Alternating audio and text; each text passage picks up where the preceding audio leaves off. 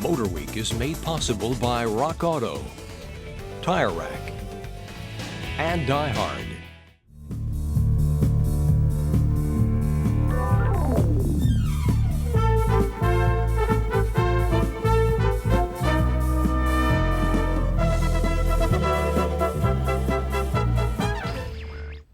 And now it's time for a little true confession on MotorWeek. The reason? Well, I've been looking back over our MotorWeek road test, and I found that there hasn't been a single gas-powered turbocharged model that wasn't described as wonderful, exceptional, or some other high-sounding adjective. That brings up the question, would we still be so complimentary without that hot air oomph? So in our never-ending search for objectivity, we prepared a test on a non-turbo car that in its turbo form drew both wild praise and controversy. Ah, yes, the unmistakable grill of Saab. But this time, not the $16,500 turbo model, but rather the $13,500 900S. It's the same front-drive three-door hatchback with the same unusual aerodynamic styling. The S package even provides most of the turbo's luxury trim. The 900 is also available in base trim for under $11,000, and all variants can be had with the more traditional 4 doors and a trunk. But without that turbocharger, it really isn't the same car. But is it a bad car? Well, if it is, you sure couldn't tell by performance. A time of 12.2 seconds from 0 to 60, while over a second slower than the turbo, is still good for any 2 liters pulling 2,750 pounds. A 40 to 55 mile per hour passing time of 5.5 seconds in third gear is within our reasonable range and better than most non-performance cars. But it is beyond passing that the turbo is really missed. Over our 500-foot stoplight-to-stoplight drag-away, times fall to an only fair 10.2 seconds at a legal 55 miles per hour. True, too, is a similar result over the standing quarter mile. 19.9 seconds at 73 is over 2 seconds slower and 8 miles per hour back of its fire-breathing brother.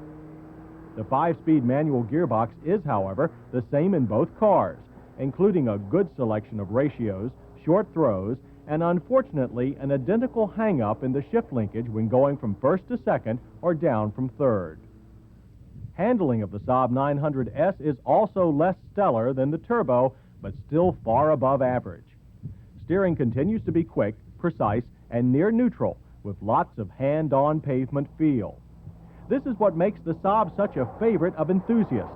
You practically think your way through turns. There is more body roll than before, and not as much power to pull yourself clear of trouble, but still, Saabs of any suit rank among the best-handling mass-produced cars around. Brakes also continue tradition.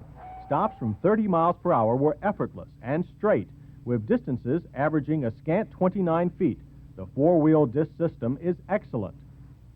From 55, stops averaged 110 safe and secure feet.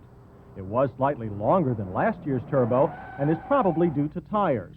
The 3-door turbo comes with high-performance Pirelli P6s.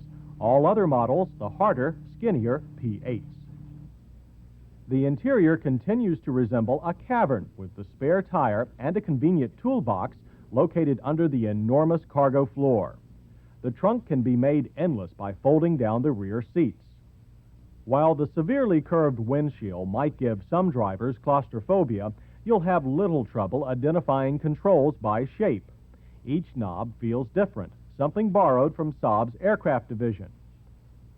Save for an oil pressure readout, gauges are complete and highly legible. The front bucket seats are well padded with plenty of side and back support. They're also heated and will warm your bottom in winter. Less well, however, might it fare in the back with the new shoulder belt latches protruding ominously through the cushions. Not new, but a long-standing trademark is the oddly hinged front opening hood. Once removed, most components are clear to see and service. Saabs contain engines laid in backwards, with the drive belts against the firewall. This leaves the front driving wheels far forward, and as a result provides more interior legroom than on most cars with a similar 15.5-foot overall length. While the Saab is a pleasure to drive fast on twisty roads, It's also a pleasure on more boring blacktop. Sound level readings at 55 miles per hour found 72 decibels of intrusion, average for a hatchback.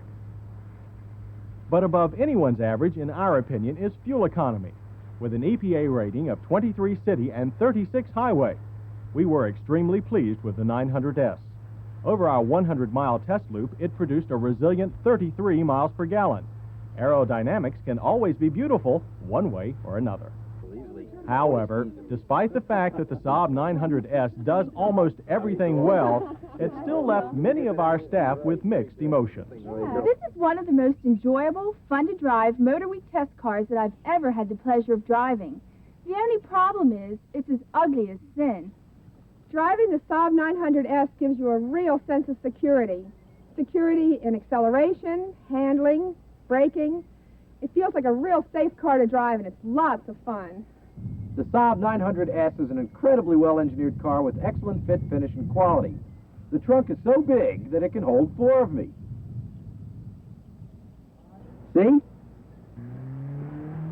Yes, the Saab 900S is not quite all the car we found in the Saab Turbo, but its engineering is superior, and one that if you could drive only after dark would look great from all angles.